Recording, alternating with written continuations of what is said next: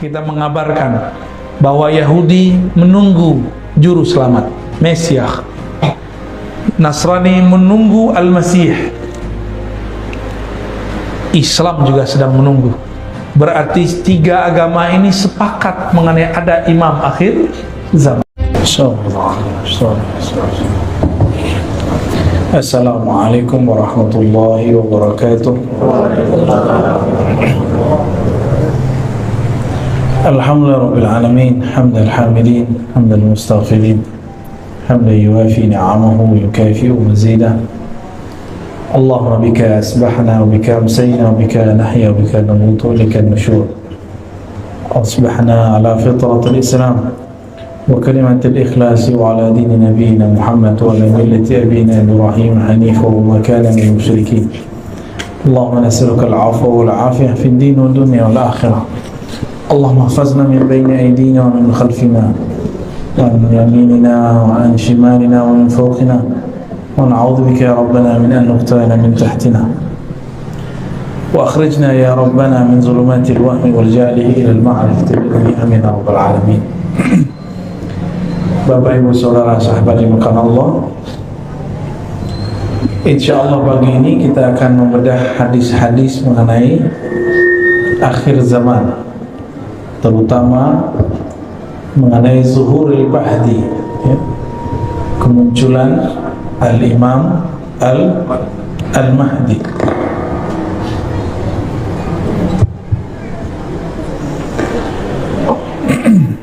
Al-Mahdi itu berarti orang yang diberi hidayah.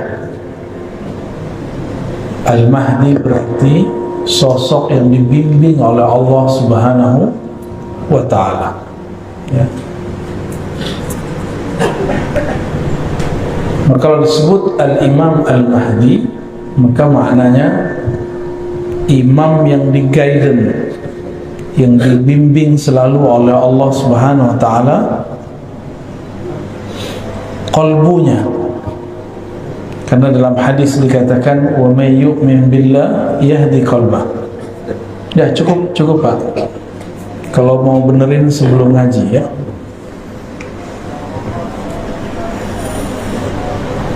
Wa may yu'min billah yahdi qalbah.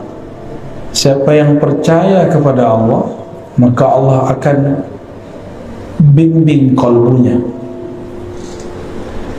Maka kajian-kajian Al-Mahdi harus menyesuaikan dengan prinsip kemahdian, bahwa Al-Mahdi ini dia bergerak dengan kalbunya, bukan bergerak dengan ra'yunya.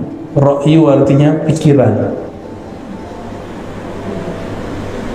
Kalau pikiran bisa cocok-cocokan, ini dicocok-cocokkan dengan teori ini, teori itu, bukan berdasarkan gerak yang ada di dalam kalbunya. Ini dua hal yang berbeda, ya. Hari ini banyak orang yang halu, atau banyak orang yang ngaku-ngaku pergerakannya pergerakan Al-Mahdi, sedangkan Al-Mahdi itu orang yang tidak mungkin ngaku-ngaku, karena dia dihidayahkan oleh Allah Subhanahu wa ta'ala. Al-Imam Abu Dawud nulis satu bab khusus mengenai Kitabul Mahdi, bab mengenai Al-Imam Al-Mahdi. Nah, ini saya bacakan beberapa hadisnya. An Abdullah bin Mas'ud, dari Abdullah bin Mas'ud, anin Nabi sallallahu alaihi wasallam, dari Nabi sallallahu alaihi wasallam, "Law lam yabqa min ad-dunya illa yawmun." Seandainya dia tidak tersisa lagi di bumi ini, di dunia ini, kecuali satu hari saja, la tawwalallahu dzalikal yawm, sungguh Allah akan memanjangkan hari tersebut, hatta yab'atha fihi rajulan minni min ahli baiti, sampai Allah mengutus pada hari tersebut rajulan minni, seseorang laki-laki minni, dariku. Dalam riwayat ini ditambahkan min ahli baiti, dari ahlu baitku. Apa arti ahlu bait? Keluarga Rasulullah sallallahu alaihi wasallam. Ahlu bait itu yang inti. Jadi ada ahlu bait secara umum, istri-istri Nabi, begitu juga Bani Hashim. Tapi ada ahlu bait yang khas, anak-anak Rasulullah, mantu-mantunya, dan cucu-cucunya. Maka dalam hal ini yang termasuk di dalamnya adalah Utsman, Ali. Terkhusus untuk Sayyidina Ali karena dari beliaulah bersambung nanti zuriat Rasulullah SAW dari jalur Fatimah. Ya, ini kekhususan bahwa Nabi tidak punya anak laki-laki, maka anaknya dari jalur perempuan. Sayyidina Ali punya anak Hasan Hussein, dan Nabi SAW sangat mencintai mereka. Jadi ahlu bait yang khas disebut Nabi siapa? Khadijah, Fatimah, Hasan Hussein, dan Ali. Ini yang disebut ahlul bait. Kezuriat Sayyidina Hasan dan Hussein, mereka lah yang disebut dengan zurriyah, keturunan ahlul bait. Jadi secara harfiah. Oleh karena itu,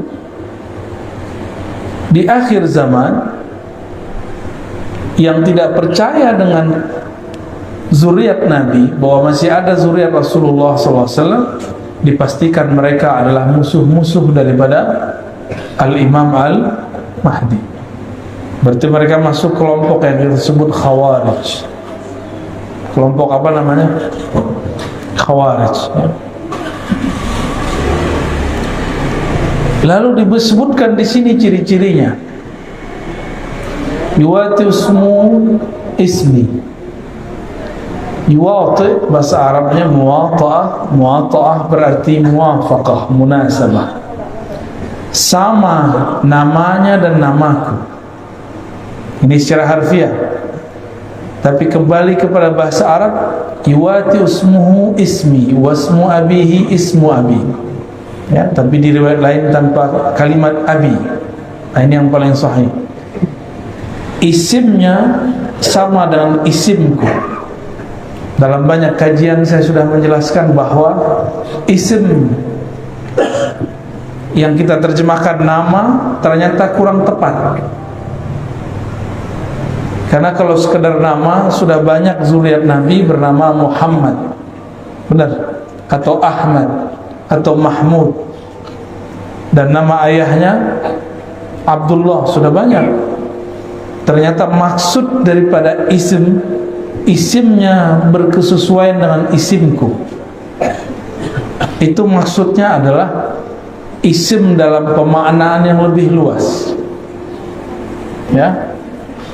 Apa arti ism? Al-ismu al-alamu was-sumu. Jadi ism itu maknanya tanda-tanda. Dan yang kedua, as-sumu, ketinggian ilmu. Jadi apapun tanda-tanda yang ada pada diri Rasulullah SAW, maka akan ada pada Al-Imam Al-Mahdi. Nah, sekarang nih Mahdi palsu lagi nyocok-nyocokin tanda-tanda dia. Ya. Tapi mereka salah paham, dikira itu tanda-tanda fisik. Ya, karena di hadis berikutnya disebutkan Al-Mahdi itu minni, dari keturunanku. Ya, dalam hadis Abu Daud nomor 4285, ajlal jabhah, jidatnya lebar. Yang jidatnya lebar mulai GR nih ya. Jidatnya sempit, wah kayaknya bukan saya nih. Ada orang datang jidatnya lebar ke saya, mau ngaku dia Imam Mahdi, tapi langsung kita bilang, jidat lebar kayak kamu mau ngaku Mahdi? Ya, ngaca dulu ya. Jidat lebar itu bukan berarti semua orang yang punya jidat lebar berarti ada bakat jadi Imam Mahdi, ya. Itu orang stres mungkin ya. Aqnal anf, hidungnya mancung sedikit agak bengkok, atau bentoknya bagaimana. Tapi ini juga salah satu makna. Tapi ingat, ini itu setelah Imam Mahdi diislah, ada namanya islah. Jadi Imam Mahdi itu dalam hadis yuslihuhullahu fi lailah, akan Allah islah dia, perbaiki dia dalam satu malam. Berarti kalau sekarang Imam Mahdi ada, itu masih Allah tutup. Kalau dia diislah, islah itu diperbaiki, dicocokkan, berarti sekarang belum terlihat cocok. Berarti sekarang belum matching lahir batinnya, sehingga orang bingung, ini masa ini Imam Mahdi. Tapi karena kajian-kajian akhir zaman ini berdasarkan cocok logi yang parah, banyaklah orang-orang yang jidatnya lebar, hidungnya agak mancung dikit, terus GR. Sepertinya saya lah Al-Mahdi. Dan tidak satu dua yang ngaku kepada saya bahwa dirinya Al-Mahdi. Al-Mahdi itu bukan pencirian fisik. Maka kembali kepada hadis yang tadi, ismuhu yuwati usmuhu ismi, isimnya tanda-tanda hakikat dirinya, bukan tanda fisik. Bukan tanda fisik. Kalau tanda fisik banyak zuriat Rasulullah milik Rasulullah sallallahu alaihi wasallam. Ya.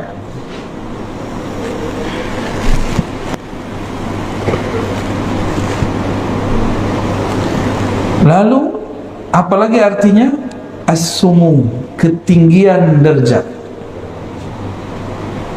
Ketinggian apa? Derajat atau ketinggian ilmu. Ketinggian apa? Ketinggian ilmu.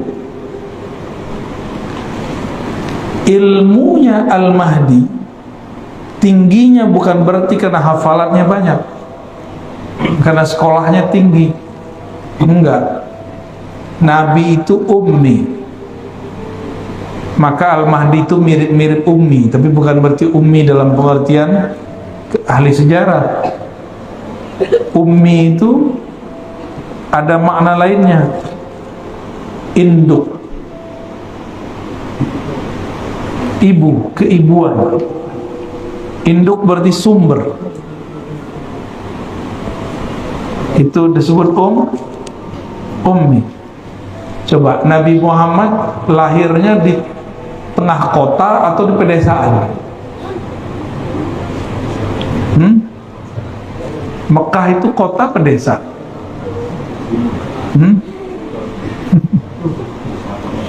Desa apa kota tuh Mekah itu? Berarti nggak paham ya selama ini Mekah itu apa ya? Bayanginnya desa gitu ya. Itu nggak ngerti sejarah itu. Nih kita kasih tahu, di tanah padang pasir yang dibutuhkan apa? Air. Maka di mana ada air itu menjadi pusat peradaban, jadi kota besar. Di padang pasir di Hijaz, di mana pusat air? Di Mekah. Berkah kaki Sayyidina Ismail, maka keluarlah air. Ada orang safar, mereka minta air. ada yang tidak pindah-pindah. Terjadilah perkawinan, terjadilah perdagangan, terjadilah turun-temurun terus, dan sampai pada masa Sayyidina Muhammad SAW lahir beliau, itu Mekah sudah jadi kota besar, bukan kampung ya, bukan kampung, itu Ummul Qura. Disebut apa? Induknya semua desa-desa, itulah yang disebut kota. Kota besar itu, di mana ada air. Nah, itu pertama. Yang kedua, di mana ada tempat suci. Di Jazirah Arab tempat sucinya di mana?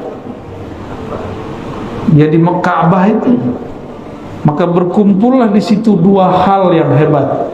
Pertama air Zam-Zam, yang kedua itu tempat suci. Jadi itu kota besar, Pak, jangan dibayangin kota kecil. Karena ini kota besar, maka sulit untuk mengetahui siapakah sosok Nabi akhir zaman. Disitulah Allah keluarkan Nabi Muhammad sallallahu alaihi wasallam. Jadi Imam Al-Mahdi itu nanti keluarnya di mana? Di kota besar, bukan di Balikpapan atau di desa kecil. Kotanya ibu kota besar, sehingga orang nggak kira. Kota besarnya nggak tahu nih kota yang mana ya. Apakah di negeri kita atau negeri yang lain? Kan banyak kota besar, benar nggak? Banyak kota besar. Nah, kita tidak punya kewajiban mengetahui kota yang mana, tapi kewajiban kita mengetahui ciri-ciri rohaninya. Adapun ciri fisiknya, setelah Allah islah dirinya, baru terlihat. Hidungnya mancung, ya, jidatnya lebar. Nah, itu nanti, Pak, ya, dioperasi dulu ya.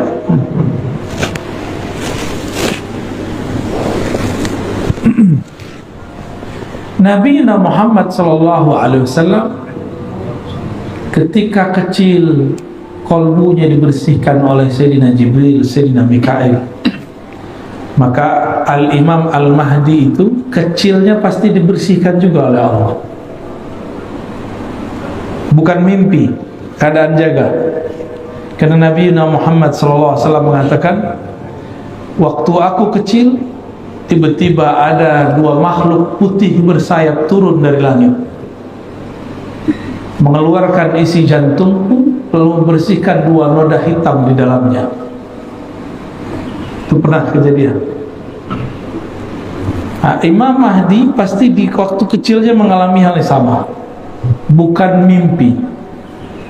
Kalau mimpi nggak masuk, mungkin dia cuma seorang wali, bisa jadi wali Allah, bisa jadi wali setan. Apalagi Nabi Muhammad SAW ketika beliau jalan, ya, jalan di pohon, pohon ucapin salam. Ini jidatnya lebar nih. Itu pohon ucapin salam enggak? Kalau iya langsung dibilang orang kayaknya miring nih ya. Masa pohon ngucapin salam? Nabi Muhammad SAW melewati pepohonan, bebatuan, itu batu mengucapkan salam. Terbayang nggak lagi jalan tenang-tenang, tiba-tiba dengar suara batu? Gimana? Batu ngomong, kabur atau tetap situ? Mana? Kabur ya? Ah, saya yakin yang sudah umur 50-60 aja penakut ya.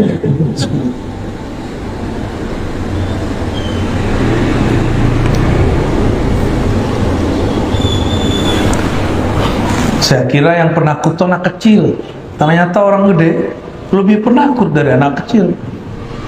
Dulu kita waktu kecil diizinkan Allah, ya, beberapa anak kecil tuh izinkan Allah tuh melihat alam-alam lain. Biasanya kalau diperlihatkan malah penasaran, apa nih ya. Kalau sudah jadi aki-aki malah kabur ya. Wajar nggak jadi nabi kan? Wajar nggak jadi Imam Mahdi? Karena kalau ngalamin dikit takut GR. Kawan saya baru mimpi ketemu Rasul, girangnya bukan main. Baru mimpi ketemu Rasul sallallahu alaihi wasallam. Ibunya Rasulullah hampir tiap malam ketemu malaikat atau ruh para nabi. Hampir tiap malam. Udah gak kaget, udah gak norak, kira-kira begitu. Tapi kawan kita baru sekali mimpi Rasul, cerita kemana-mana ya, girang. Itu baru dikasih satu mimpi. Mimpi itu adalah wahyu-wahyu yang tersisa, mimpi yang saleh, mimpi yang bagus. Ar-ru'ya as-salihah itu adalah busyra, kabar gembira yang masih tersisa di akhir zaman, bentuk lain daripada wahyu-wahyu yang tersisa, disebut ilham atau mimpi yang baik. Maka Al-Mahdi itu tidurnya adalah perjalanan rohani. Bisa jadi dia diperjalankan ke masa lalu, bisa jadi dia diperjalankan ke masa depan.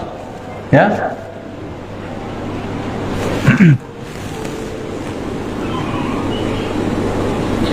Lalu apa yang terjadi sebelum Al-Mahdi keluar? Hatta yab'atsa fihi rajulan minni min ahli baiti wa ismuhu ismi wa ismu abi ismu abi yamla'u al-ardha qistan wa 'adla kama muli'at zulman wa jawra. Al-Mahdi itu tugasnya memenuhi bumi dengan keadilan, sebagaimana bumi sudah dipenuhi dengan kezaliman. Berarti ciri-ciri turunnya Al-Mahdi, bukan turunnya, khuruj, munculnya Al-Mahdi nanti, imam akhir zaman itu, kalau bumi sudah dipenuhi oleh ketidakadilan. Ini bukan tidak adil versi ahli politik ya. Tidak adil secara umum global, karena lafaznya bukan Indonesia, bukan Saudi, bukan Malaysia, bukan Singapura. Lafaznya al-ardu, bumi. Sebagaimana bumi dipenuhi dengan kezaliman, maka dia akan datang membawa keadilan. Udah begitu ekonomi hancur, benar ya? Habis hancur, apalagi banyak toko-toko tutup. Kawan kita di Jakarta, di Tanah Abang banyak pulang kampung stres, banyak tutup buku. Bukan hanya bukunya ditutup, toko-tokonya ditutup.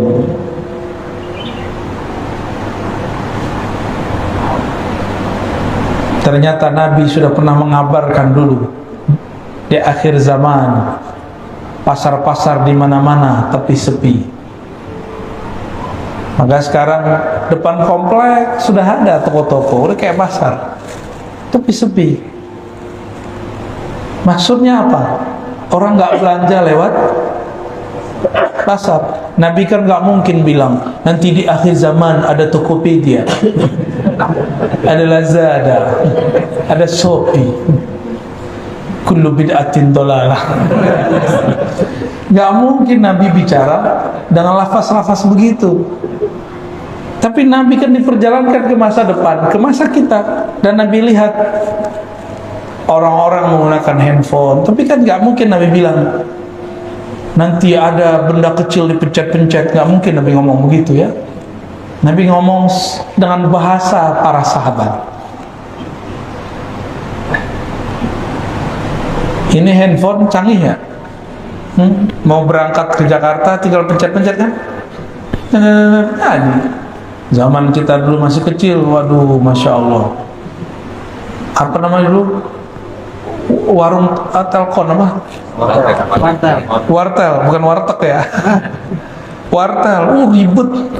Nelfon 5 menit, kenanya 50.000. Sekarang Bapak bisa telepon sepanjang-panjangnya, secapek-capeknya, sampai dower bibirnya boleh, sampai habis tuh baterainya boleh, tapi nggak nyampe 50.000. Jadi ke depan fasilitas hidup tambah mudah, tapi karena manusia dimanjakan, maka perasaan dia susah sedikit terasa susah sekali. Kita ini terlalu manja, Pak. Dulu kita biasa kemana-mana jalan kaki, benar. Sekarang cuma 100 meter pakai mobil. Gaya bener ya. Cuma ke depan 500 meter udah pakai motor. Wajar kalau sudah banyak penyakit hari ini. Masih muda, penyakitnya sudah banyak ya.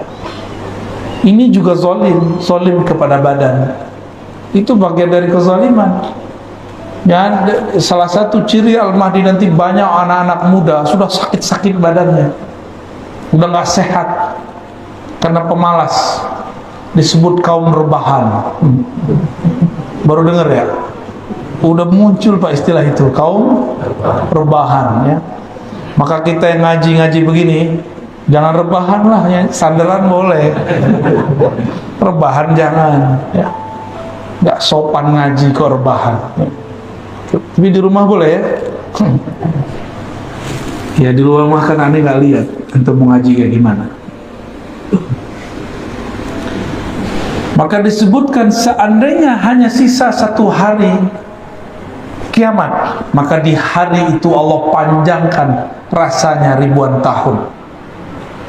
Ya ba'asu, Allah kirimlah. Nah ini bahasanya ya ba'asullah rajulan, Allah utus. Berarti Al-Mahdi ini utusan juga, cuma bukan sebagai Rasul, bukan sebagai Nabi, sebagai wali. Oh berarti wali diutus? Oh iya, wali itu ada tugasnya, maka disebut wali. Wali kota aja ada tugasnya, masa waliullah gak ada tugasnya? Waliullah itu kerjanya bukan megang tasbih doang ya. Kalau megang tasbih doang mah ahli zikir biasa itu. Wali Allah itu orang yang ditugaskan oleh Allah untuk menjaga alam semesta. Maka ada wali Allah di gunung, ada wali Allah di sungai, ada wali Allah di laut, ada wali Allah di kutub utara, di kutub selatan, ada wali Allah jagain awan, ada wali Allah jagain batu bara tuh biar gak kebakar terus. Makanya aneh, musimnya selalu ada hujannya, benar gak? Kalau enggak kebakar terus itu kalau nggak ada wali Allah nggak jadi itu. Kekasih-kekasih Allah, kekasih Allah ini doa-doa mereka menyejukkan alam semesta, zikir-zikir mereka menenangkan alam semesta, langsung tenang itu alam.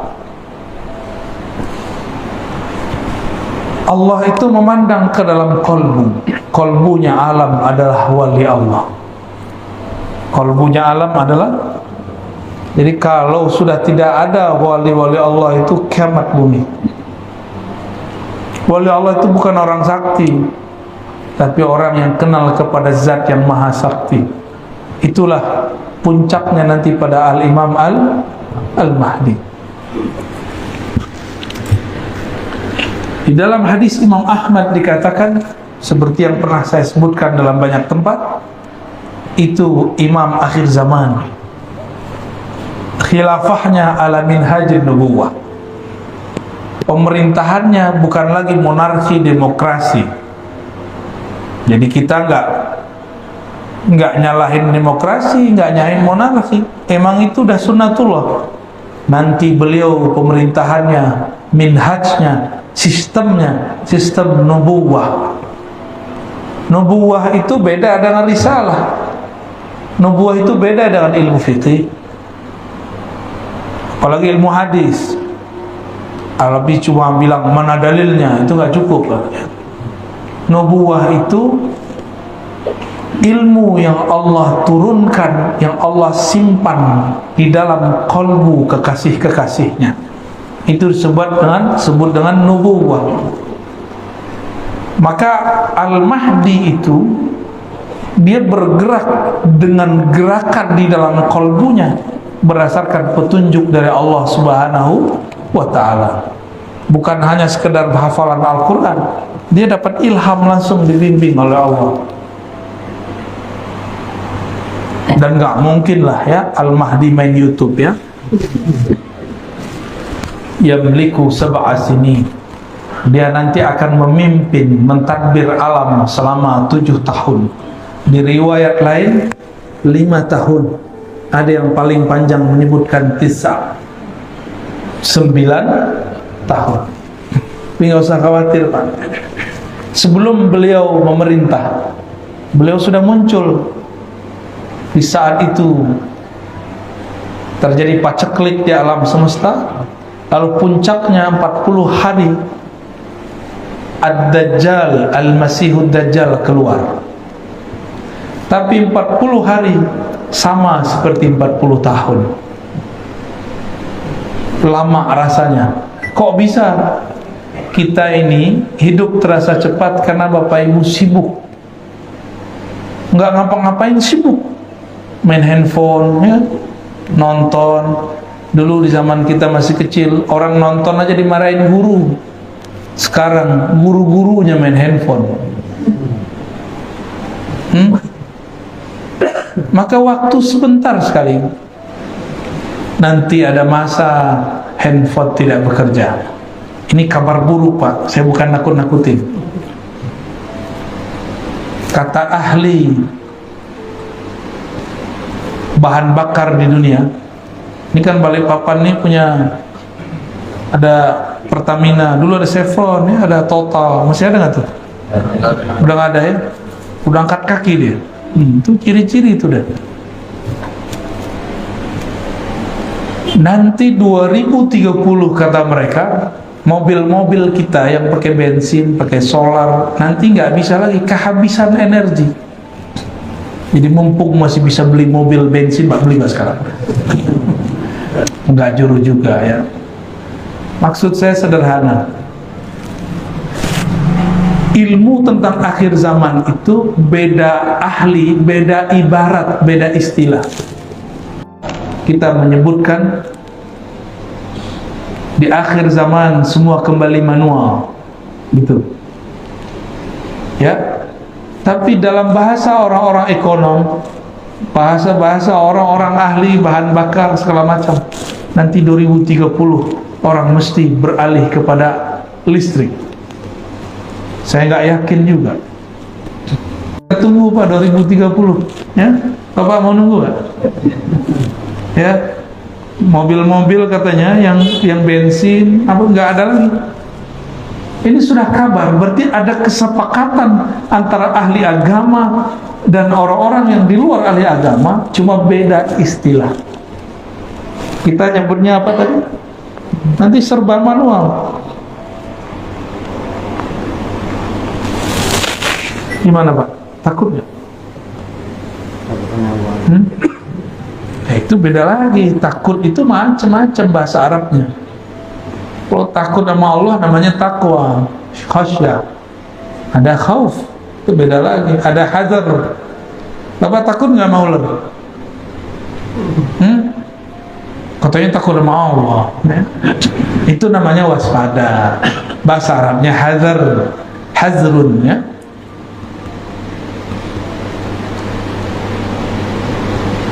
Yang jomblo segera nikah lah.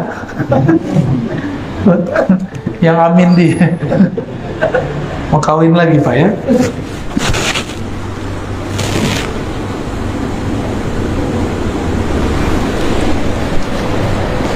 Di dalam hadis yang lain, hadis 4286 riwayat Imam Abu Daud, Ummu Salamah mengatakan, yakunu ikhtilafu inda mauti khalifah fayakhruju rajulun min ahli Madinah hariban ila Makkah fayatihi nasun min ahli Makkah fayukhrijunahu wa huwa karihun fayubayi'unahu bin ar-rukni wal maqam wa yub'atsu ilaihi ba'sun min ahli Syam. Nah, ini potongan aja saya baca. Tapi ini hadis tidak sampai derajat sahih ya. Paling tinggi hasan. Nanti akan terjadi ikhtilaf ketika mati seorang pemimpin. Ini diperdebatkan, ini pemimpinnya di mana nih? Di Indonesia, di tanah Arab, atau di mana? Nah, ketika terjadi kematian seorang pemimpin, ikhtilaflah itu negara. Maka muncullah seseorang dari Madinah pergi ke Mekah, dipaksa oleh orang untuk memimpin umat. Bukan berarti dia orang Madinah, ya, tapi dia sedang berada di Madinah. Maka kawan saya dulu cocok-cocok logi. Kata dia, saya ketemu ada orang di Madinah lewat WA. Itu orang sepertinya sifat Rasulullah ada pada dirinya. Sepertinya dialah calon Imam Mahdi. Imam Mahdi kok pakai sepertinya, ya? Imam Mahdi nggak boleh cocok logi, ya. Ternyata hadis ini kita cek hadisnya dhaif. Maka kita ingin kasih tahu kepada kawan-kawan yang mencocokkan bahwa Al-Mahdi itu nanti dari ahli Madinah, ini belum tentu sahih. Karena hadis ini disebut hadisun dhaif, ya. Bisa jadi bukan dari Madinah. Yang pasti yang sahih adalah dari keturunan Rasulullah sallallahu alaihi wasallam. Oleh karena itu, ini hadisnya masih banyak Pak, tapi sudah syuruk, ya. Tugas kita sebagai umat yang berakidah ahlus sunnah wal jamaah apa? Menghormati zuriat Rasulullah sallallahu alaihi wasallam. Karena Nabi mengatakan, Al-Mahdi pasti keturunanku, pasti keturunan aku. Maka saya berulang-ulang mengatakan, siapapun tidak hormat kepada zuriat Rasulullah, pasti itu musuhnya Al-Mahdi. Sayyid Syarifah, dia mengerti bahwa dia orang biasa, cuma di darahnya ada keistimewaan, itu aja bedanya. Kalau Al-Mahdi sudah darahnya mulia, ruhaninya adalah pilihan Allah subhanahu wa ta'ala. Nah, ini baru penggalan beberapa hadis mengenai hadis Al-Imam Al-Mahdi. Kalau saya di Tangerang Selatan, di Jakarta bagian selatan Pak, kita buat berjilid-jilid sampai 7 jilid itu, tentang kajian hadis Imam Mahdi, ya. Silakan diikutin, ya. Di sana ada lebih seru lagi pembahasannya. Ini cuma beberapa aja, ya. Kita mengabarkan bahwa Yahudi menunggu juru selamat, Mesias. Nasrani menunggu Al-Masih. Islam juga sedang menunggu. Berarti 3 agama ini sepakat mengenai ada imam akhir zaman. Saya tanya agama lain, ternyata mereka mengatakan kami juga, cuma dengan istilah yang berbeda. Kita tanya orang Jawa, di sini orang Jawa kan, tadi yang baca doa kayaknya Jawa tuh, ya. Sahih, ya? Orang Jawa nyebutnya Ratu Adi. Apalagi Satrio Baja Hitam, Satrio Biningit. Itu istilah-istilah aja yang menunjukkan jika ada kekacauan mesti ada penyelamat. Inilah kaidah heroik yang disebut Mesiah Al-Masihiyah. Teori-teori ini sudah ada dalam kajian agama-agama, kita tinggal menjalaninya, ya. Barangkali itu yang bisa saya sampaikan. Mungkin 2 pertanyaan cukup, ya. Tafadhal kalau ada yang mau ditanyakan.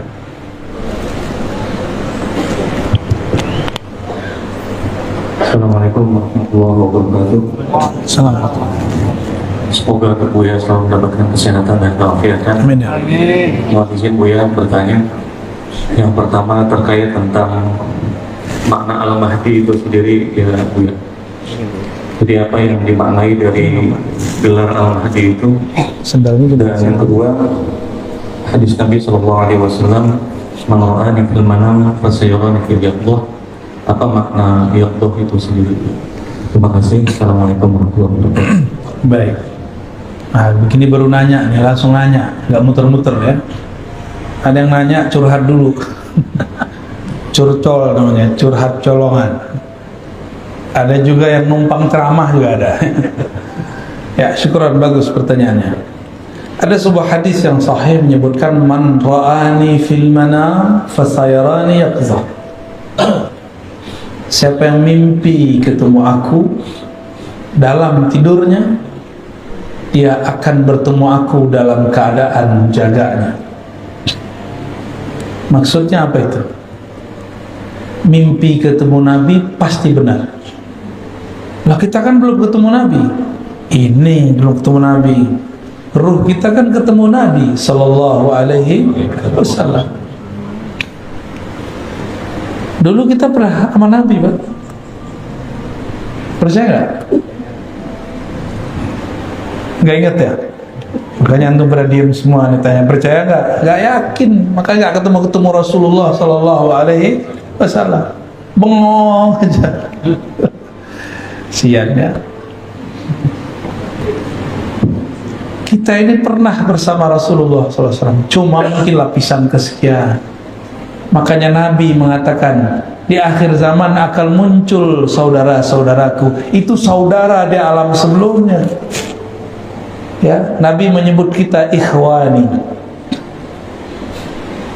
Kalau benar nih ikhwani. Ikhwan artinya apa ikhwan? Saudara. Saudara kenal nggak sama saudaranya? Ya kenal. Masa nggak kenal ya? Apabila kesadaran itu muncul di alam bawah sadar bernama mimpi, maka suatu saat dia akan melihat dalam keadaan jaga. Dilihat orang, dia sedang jaga. Dilihat orang, dia cuma merem atau melihat ke satu arah. Tapi yang terlihat dalam dirinya, dia sedang bertemu Rasulullah SAW. Gak usah jauh-jauh ya. Bapak ini belajar silat aja, bukan silat lidah Pak ya, belajar silat. Itu bisa lihat gerakan yang gak kelihatan sama orang biasa, benar gak? Orang bersilat belajar ilmu kebatinan bisa merasakan yang tidak terasa oleh orang biasa. Belajar tarekat zikir bisa merasakan getaran zikir yang tidak dirasakan orang biasa, yang harusnya dirasakan kalau kita lagi tidak sadar. Tapi kalau dilatih, nanti akan terasa. Seharusnya lagi mimpi, sekarang terasanya lagi jaga. Saya mau tanya, Rasulullah itu sekarang dengan ruhnya atau dengan jasadnya? Ruhnya. Makanya dimaksud siapa yang melihatku dalam mimpi, nanti ruhnya akan melihatku dalam keadaan dia sedang jaga. Jaga yaqzah itu artinya kesadaran ruhani tingkat tinggi. Nanti akan sampai kalau ada orang-orang yang sudah cinta Rasulullah SAW. Maka belajar, kita ini lagi belajar mencintai Rasulullah SAW. Kita bermaulid itu belajar cintai Nabi. Maka katakan kepada orang anti maulid, kami sedang belajar mencintai Nabi Muhammad SAW. Mereka bilang, enggak begitu caranya. Tapi dengan apa? Mereka buat pengajian yang disebut kajian sunnah.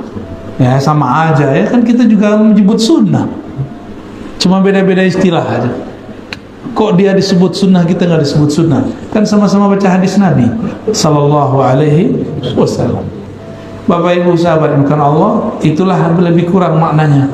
Siapa yang mimpi ketemu aku, melihat di alam bawah sadarnya, berarti dia akan melihat aku dalam keadaan sadar. Orang ahli psikologi paham, mimpi itu adalah memori terdalam. Berarti pemahamannya sudah masuk ke dalam alam bawah sadarnya. Bapak ini kan lagi sadar nih. Ini lagi sadar namanya. Sadar itu otaknya cuma 10% Pak. Tapi alam bawah sadar 45 tambah 45 90 sama 100 sama 10, berarti masih ada 90 lagi bagian otak kita yang bisa menyimpan memori tentang Rasulullah SAW. Kalau sudah terbawa mimpi, nunggu ketemu jaga. Ya, saya jamin. Tapi harus berguru biar tidak halu, ya. Biar nggak ngayal-ngayal. Biar nggak ngaku-ngaku baru ketemu Nabi udah ngerasa Mahdi aja, udah ngerasa wali, belum tentu. Orang kafir mimpi ketemu Nabi bisa tambah kafir, bisa tambah kafir. Maka ketemu Rasulullah belum tentu tanda baik. Abu Lahab ketemu Nabi nggak? Bukan mimpi, jaga. Mukmin atau kafir? Kafir. Abu Jahal ketemu, mukmin atau kafir? Abdullah bin Ubay ketemu, munafik atau mukmin? Munafik. Jadi tidak semua orang semasa dengan zaman Rasul SAW itu benar, ya. Maka nggak usah berkata ngomong gini, coba kalau saya hidup di zaman sahabat, coba kalau saya hidup di zaman Nabi, saya yakin bapak ibu stres, kan nggak bisa punya handphone, nggak bisa main Facebook, nggak bisa YouTuber, nggak bisa ngaji lagi rebahan,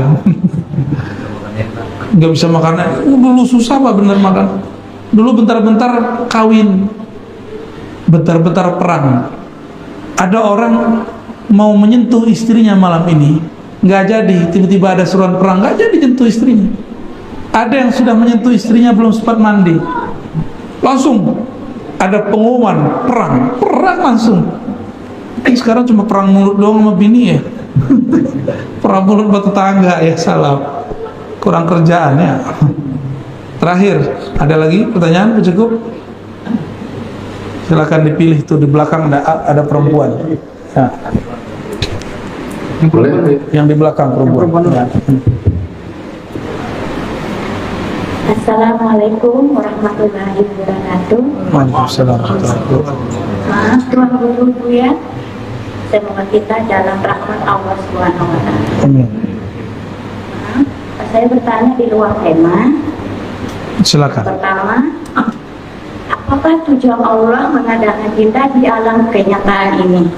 Yang kedua, tadi malam saya mendengar Tuan Guru menyampaikan sifat 20. Saya pernah mendengar sifat 13. Tolong dijelaskan Tuan Guru pada diri kita. Terima kasih. Baik. Wassalamualaikum warahmatullahi wabarakatuh. Waalaikumsalam warahmatullahi wabarakatuh. Apa tujuan Allah buat kita di alam nyata? Alam itu dibagi Pak. Ini namanya alamul mulk, alam nyata.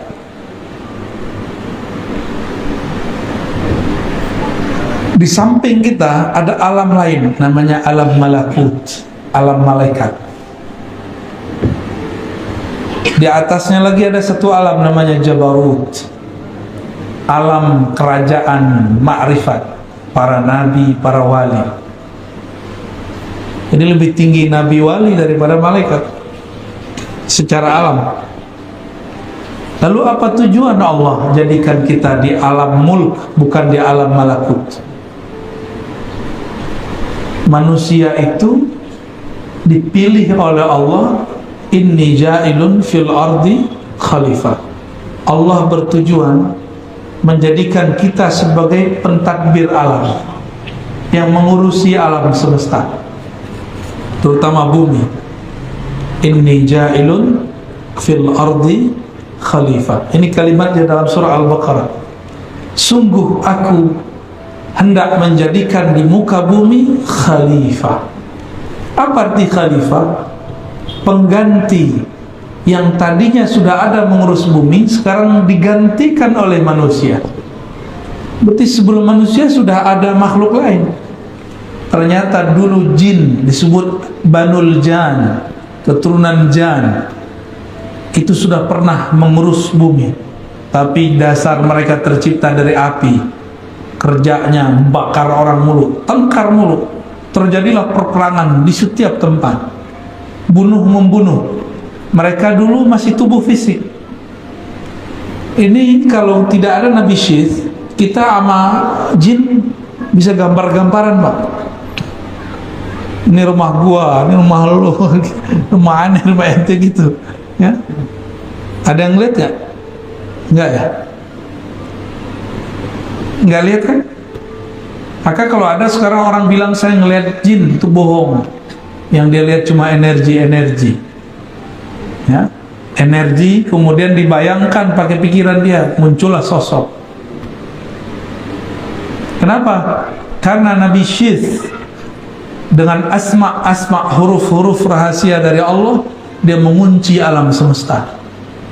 Ya, Nabi Syith ini seorang nabi, keturunan Nabi Adam, lahir setelah Nabi Adam 400 tahun di muka bumi. 400 tahun baru lahir tuh anak namanya Nabi Syith. Ini ibu-ibu umurnya berapa? Ada yang 400 tahun? 400 tahun di bumi, Nabi Adam dan Sayyidatuna Hawa punya anak namanya Syith. Dia punya misi berputar di alam semesta untuk menutupi antara alam jasad manusia dengan alam jin. Kalau enggak, kita ini kaget-kaget ada ngeliat jin di genteng, ya kan? Lagi naik motor kayak mau ketabrak, minum-minum, udah nggak enak bener. Nah, kita bersyukur kepada Allah, Allah tutup itu. Kalau Allah sudah tutup, jangan minta dibuka. Pembukaan mata batin, ya salam. Itu bukan mata batin, ya. Itu pembukaan alam yang merepotkan, Pak. Sempit kalau alam ini kalau kelihatan begitu. Bapak tahu nggak? Kalau di rumah kita, di rumah yang muslim, itu jin muslim itu ada di genteng-genteng itu, di atap-atap itu, di dapur-dapur deh tuh, ya. Kalau yang agak jorok dikit di WC, coba tiap kali masuk WC ada dia, kan repot, Pak. Nggak jadi, malu kita kan, repot, benar-benar repot. Jadi tujuan Allah sebenarnya tidak perlu punya tujuan, tapi Allah bermaksud untuk mengajari kita. Jadi Allah mencipta berbuat tanpa perlu tujuan, karena tujuan itu hanya untuk yang tidak sempurna. Allah sudah sempurna, maha sempurna, maka dia mencipta suka-suka. Jadi tujuan itu untuk kita, bukan untuk Allah. Linabluwakum ayyukum ahsanu amala.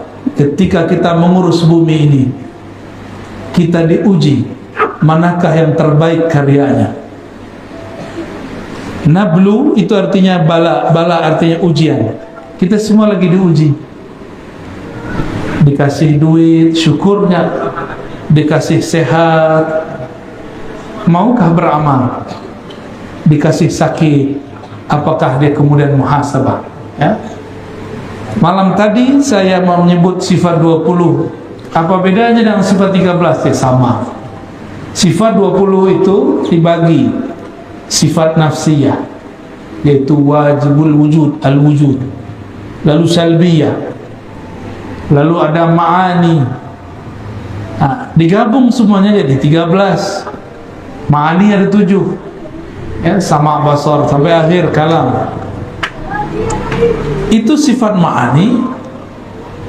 Jika Allah berkalam, maka sifatnya kalam, namanya mutakallim. Allah mendengar dengan samanya, dengan sifat samanya. Saat Allah mendengar, namanya samia, kaunuhu sami'an. Jadi itu cuma pelengkap penjelas daripada rukun sifat 13, ya. Itu sama, jadi tidak jauh berbeda. Dan uniknya, Imam Tahawi di Mesir, Imam Ash'ari di Baghdad, Imam Maturidi di Samarkand, ajaran mereka sama. Cuma waktu itu istilah 13-20 belum dipakai, tapi mereka sama-sama menyebutkan jumlah nama sifat yang sama, ya. Inilah kita beruntungnya jika kita berakidah dengan akidah ahlus sunnah. Begitu Bu, ya. Semoga bermanfaat. Setelah ini kami ada jalan lagi. Mohon izin, kita tidak usah salam-salaman seperti biasa. Saya mohon pamit. Assalamualaikum warahmatullahi wabarakatuh.